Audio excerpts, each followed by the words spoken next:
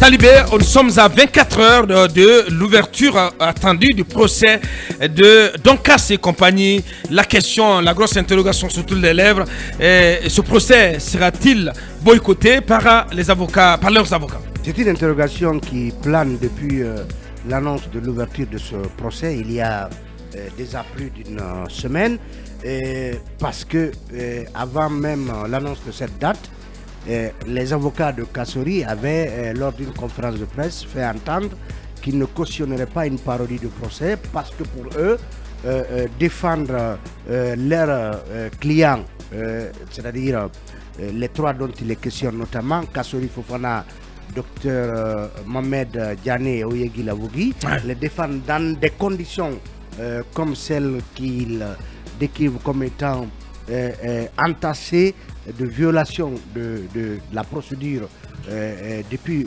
l'arrestation de Kassory et compagnie. Donc aller à ce procès serait donc donner une onction à tout sauf à un procès équitable, à un procès juste.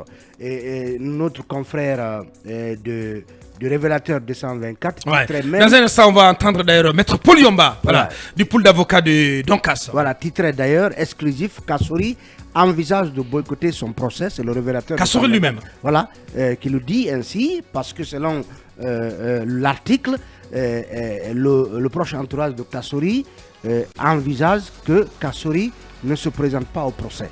Parce qu'avocat, comme vous le savez, on ne peut pas de force amener un détenu, en tout cas ou un accusé devant une juridiction, quitte à tenir le procès en son absence. Donc Kassory, depuis plusieurs jours, pour ne pas dire semaines, est déjà hospitalisé à la clinique Pasteur. À la clinique Pasteur. Il y a 2 jours, des informations sur Facebook décrivaient une situation pas du tout, en tout cas enviable, de Kassory Fofana. Et aujourd'hui, donc, la tendance est davantage au boycott de ce procès, à la fois par Kassory et par ses avocats. Et s'il en est ainsi, il reste à savoir. Sera-t-il aussi de même pour Mohamed Diané et Oyegui Lavogui? Tous les trois. Oui, il risque d'avoir justement un boycott général. Un boycott général collectif, donc décidé par les avocats de ces 3 personnalités.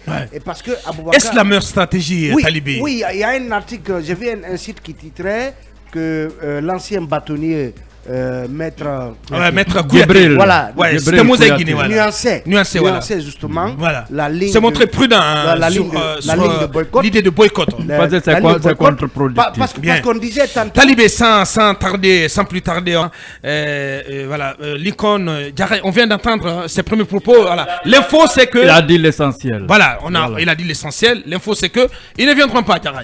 Oui, ils ne viendront ni Kassory, ni Mohamed Diané, ni Oyegui Lavogui, encore moins leurs avocats. Pour les avocats, ils peuvent boycotter autant, mais pour les mis en cause, il faut quand même être malade, très malade, et que ce soit justifié pour ne pas répondre à l'appel. Je le dis sous le contrôle des juristes. Je pense que c'est leur cas. Parce qu'ils n'ont pas, ils sont mal à point, s'ils sont bien portants, ils n'ont pas le droit de dire qu'ils ne viendront pas. Il n'y a pas de possibilité pour boycotter pour les mis en cause. Mais encore une fois, je précise, s'ils sont malades au point de ne pas se présenter, dans ce cas, ils ne peuvent pas se présenter. Alors, comme il a présenté le cas de Dr Kassory Fofana, qui aurait encore piqué crise, qui est dans un état critique, je pense que s'il ne répond pas, depuis 3 jours, je pense que s'il ne répond pas, ça peut être compréhensif, puisque son état ne lui permet pas de se présenter. Mais encore une fois, pour les avocats, je ne puisse pas comprendre que c'est maintenant qu'ils commencent à crier et parler d'une parodie de justice. Je pense que ces avocats devraient aller au procès. C'est à eux, en tout cas, de trouver des stratégies pour justement contrer ce qu'ils qualifient de parodie de justice. Mais vous n'êtes pas allé. Et après, vous criez déjà à l'échec. Je pense que c'est un aveu d'échec. C'est une façon de préparer l'opinion publique à un éventuel échec de leur part. En tout cas, on leur a porté confiance. On est en droit, on est en droit. On n'est pas en littérature. On est en droit, bien sûr. Mais écoutez, ces avocats qu'ils viennent ou pas, il y a la possibilité qu'on affecte d'autres avocats. Il y a aussi la possibilité. Il y a cette possibilité. Oui. Donc c'est un non-événement. C'est un non-événement que ces avocats disent qu'ils vont boycotter. Mais bien sûr, parce qu'il y a d'autres avocats qu'on peut leur affecter pour pouvoir défendre le dossier. Mais en tout cas, je pense que à ce stade, ils se sont battus, ils sont allés sur tous les fronts pour justement défendre ce dossier. C'est pas, en tout cas, à la dernière minute qu'ils vont lâcher l'affaire. Je pense que s'ils doivent tomber, ils doivent tomber avec l'arme à la main. Mais c'est pas le moment. Donc ce sont des démissionnaires. Oui, ce sont des démissionnaires. C'est comme ça, je vois.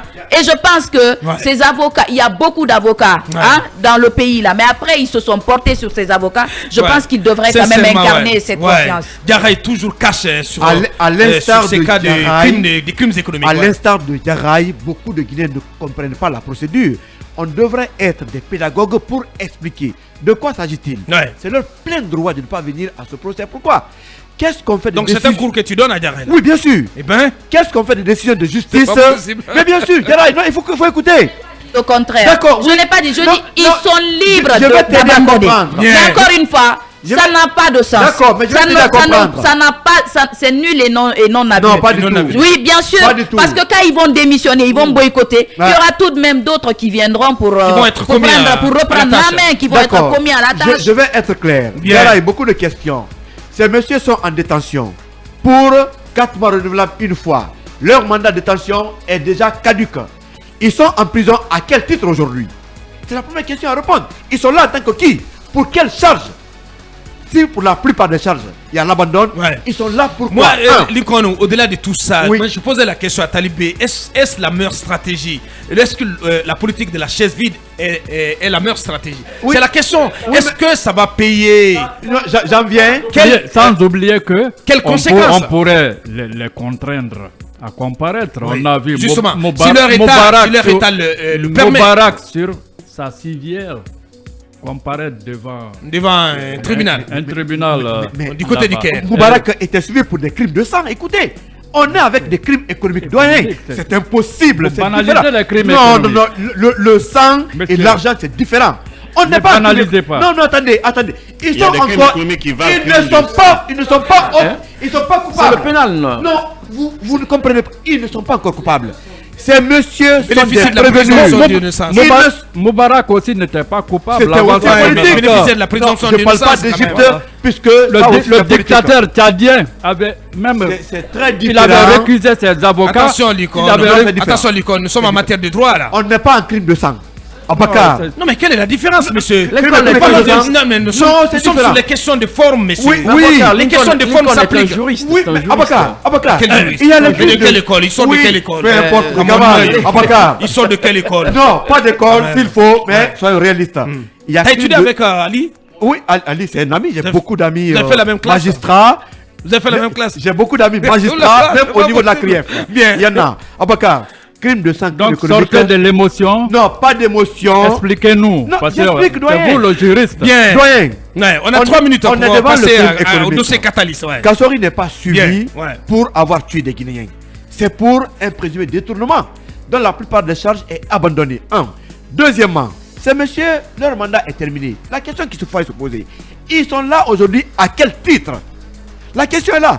Et qu'est-ce qu'on fait des décisions de justice? Mais attendez quand même, comment ça ils sont là à quel titre? Oui, j'en viens. Vous voulez qu'ils soient là à quel titre? Mais à quel titre? Oui. Il y a eu des décisions à leur faveur, libération. Donc ils ne doivent pas être là en fait. Mais ils ne doivent pas être en prison.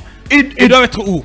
Ils doivent recouvrer leur liberté avant d'être devant, en tout cas, la CRIEF. Parce que, qu'est-ce qu'on fait avant d'être jugé? Mais bien sûr. Bien. Mais il y a d'autres qui ont été accusés de détournement, mais qui ont été jugés libres. On parlait du cas de Zizé Farel, même si ce n'est pas terminé. Mais il faut d'abord appliquer la décision en leur faveur qui devrait les mettre en liberté. Mais si on ne fait pas tout ça là, moi je comprends leur avocat. Mais c'est une raison, l'icône, de boycotter le procès. Oui, mais c'est la raison. Parce que les décisions de mise en liberté conditionnelle qui ont été annoncées ou prononcées en leur faveur n'ont pas été appliquées. Là-dessus aussi, on a entendu des juristes dire que le procureur spécial, Ali Touré, est en droit de s'opposer à ces décisions. On a beaucoup de juristes dans ce pays. C'est qu'il a fait d'ailleurs. Et apparemment, il n'aurait fait qu'exercer son recours. Oui, non, Ali est dans son droit. Voilà. Mais alors s'il est dans son pourquoi droit, ne pas où est le appliquer problème, Lincoln? Le problème, ne se met pas la confusion dans les esprits, le problème, Bakar, les gens à plusieurs reprises ont bénéficié de liberté. Pourquoi cette décision ne peut pas être exécutée? Bien. Au même titre je te pose la question, même question que je posais tantôt. Ali Touré est-il en droit de s'opposer, d'introduire des recours, des pourvoirs contre ces décisions ou pas? Selon certains juristes, il est en droit. Selon d'autres, ce n'est pas fondé. Selon toi, moi j'estime aujourd'hui, nouveau juriste. Moi j'estime aujourd'hui, Abaka, moi j'estime aujourd'hui que ces messieurs qui ont bénéficié à plusieurs reprises de ces décisions de justice, ils devraient être libres pour comparaître. Puisque si vous refusez la décision qui va en leur faveur, ça veut dire que devant le barreau, on peut aussi organiser un faux procès juste pour les condamner. Oui, c'est possible. Sérieux, surtout que chez nous actuellement, cette justice est décriée. C'est possible qu'on les condamne à tort. N'affaiblissez pas la justice. Je n'affaiblis pas. C'est une opinion. Merci. C'est monsieur. D'ailleurs, pour terminer. Oui. En dépit des avocats, même ces prévenus préfèrent rester en prison, mourir en prison, au lieu d'être devant une parodie de justice. N'encouragez pas cela. Je n'encourage pas. Je dis mais à un moment donné, position. mais ils doivent venir affronter la justice. Ils doivent venir à la barre pour être confrontés aux charges qui sont articulées contre eux. Ils disent ne plus avoir confiance à la justice. Ils n'auront malheureusement pas le choix, Lincoln. Ils n'auront pas le choix. C'est leur position. Il faut aussi les respecter. Mourir en prison suppose qu'il faut mourir avec ce qu'on sait de la façon dont on a géré les fonds publics. Mais écoutez, ils n'auront pas le choix dans ce cas précis. On a tous déploré la gestion du pays. Le peuple de Guinée va observer ce procès, c'est très important. Ils ne sont pas condamnés. Ils sont prévenus, ils sont accusés. Personne ne les a pas encore condamnés. Oui, je respecte cela. Et beaucoup dans l'opinion respectent cela. Mais dans ce cas précis, ils n'auront pas le choix que de venir au procès. S'ils se rétablissent, ils viendront parce que c'est la loi qui va les contraindre. Vous comprenez cela? Voilà, c'est le match. C'est le match entre le grand frère et sa protégée. Voilà, c'est le match. Oui, mais voilà, et on aime bien ce match. Oui, le match est bon, mais Abakar, qu'est-ce qu'on fait? Moi, j'insiste. Plus de 5, 3, 4 décisions de justice en faveur des citoyens. Pourquoi on n'appliquerait pas? Et pourquoi ces messieurs sont là? Pourquoi d'autres? Il y a plus de 100 personnes poursuivies devant la CRIEF. Toutes ces personnes sont libres, sauf une poignée. Pourquoi cette poignée de personnes doivent croupir en prison jusqu'à ce que le jugement finisse? Pourquoi les autres ne sont pas là-bas? Il y a des questions à se poser. Merci, Lincoln. On va prolonger le débat parce qu'il y a encore Gabi, Ouri et Talibé qui vont prendre la parole sur cette actualité. Abakar, vous demandez si c'était la bonne stratégie. J'ai lu dans l'article auquel je faisais allusion, l'article du révélateur. De le révélateur, on se pose la question si l'histoire va se répéter au cas où Kassory viendrait au procès sans ses avocats qu'il a choisis. Et si éventuellement, à l'absence de ses avocats, il décidait de se murer dans un silence monacal, comme c'était le cas, on rappelle dans l'article, de Alpha Condé lors de son procès. Et si tu permets, parce qu'il y a ce message d'un connaisseur du droit, l'avocat Mami Samori Traoré, donc ce message qui tombe à l'instant. Bonjour Abouakar, techniquement et juridiquement, l'audience de Dr Kassory et ses pairs prévue ce 15 mars 2023 est impossible si l'on veut respecter la règle de droit. Voilà, c'est donc Almami Samori qui nous envoie ce message. L'honorable Habib Baldé aussi, Abouakar, si nous sommes dans un état de droit, alors que la Cour suprême rende sa décision aujourd'hui sur le pouvoir du procureur Ali contre la décision de mise en liberté de la chambre d'instruction de la CRIEF, confirmée par la chambre de contrôle de l'instruction. Voilà, ça va dans tous les sens. Et Touré, voilà, ex-GEMAP, c'est pas possible. Diarra, il ferait mieux de se taire et ravaler sa rancune pour un sujet. Oh là là, mais non, aucune rancune. En tout cas, je tenais à partager ces quelques trois réactions avec vous, Talibé. Vous pouvez continuer, monsieur. Oui, c'est pour dire que, est-ce que, comme l'article de Le Révélateur le dit, Kassory va avoir la même stratégie qu'Alpha Condé lors de son procès suite à son arrestation à Pinet. En 2000. En 2000. Mais à l'époque, les avocats de Alpha étaient venus assister à l'ouverture du procès. Ils ont soulevé des exceptions de nullité. Et on demandait la libération d'Alpha Condé sur la base de ces exceptions de nullité. C'est quand ces exceptions ont été rejetées par le tribunal à l'époque que l'ensemble de ces avocats, les maîtres Boukounta et autres, ont jeté l'éponge. Ouais. Et maître Paul Yomba avait été commis d'office à l'époque pour défendre Alpha Condé. Moi, je pense que dans un premier temps, il faut venir à l'ouverture de ce procès qui sera public, soulever les exceptions de nullité que vous avez à soulever pour montrer que ce n'est pas par fantaisie, même s'ils ont déjà tenu plusieurs conférences de presse pour expliquer ce qui s'est passé et pourquoi ils ne veulent pas venir à ce procès. Bien. Donc venez à l'ouverture du procès Talibé, si tu et permets. faire valoir ses arguments. Bien. Et comme quelqu'un le disait, Talibé, si tu permets, on va éventuellement retourner. même demander finalement à la barre Bien. la mise en liberté conditionnelle de ces messieurs. Merci Talibé. On va faire d'une paire de coups. Allez. Bon, on vient d'écouter ces deux avocats. Ces deux avocats, chacun a donné sa version, mais ce qu'il faut retenir, c'est celle de maître le dernier là. Ouais, Pépé Antoine Lamas. Pépé Antoine Lamas Qui invoque l'article 477 Voilà, donc, du code pénal, du code de procédure parce que pénale. le droit, c'est pas de la philosophie. Les textes sont là, on les interprète. Ouais. Maintenant, si Bien. Vous dites même si la Même philosophie, si le droit est sorti de la philosophie. voilà, même Bien. si la philosophie c'est la mère de toutes les sciences. sciences. De toutes les sciences, bien Voilà, entendu. donc si vous ne venez pas, on peut vous y contraindre, mais est-ce que ces grands messieurs et leur état de santé permettraient qu'on les y entraîne de force? Ouais.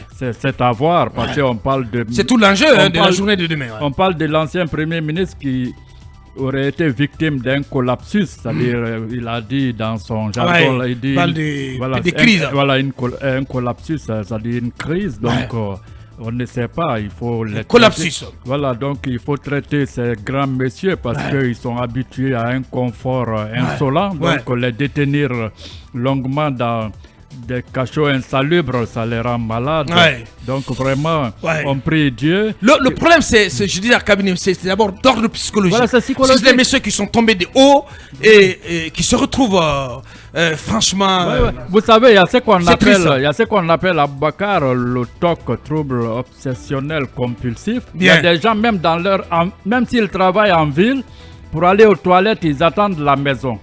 Ouais. C'est comme ça. À plus forte raison, on vous trimballe à la sûreté, on vous enferme. Ouais. Ça rend malade. Ouais. Voilà. Voilà. C'est pourquoi on en conseille, voilà, en tout pouvoir, cultiver l'humilité.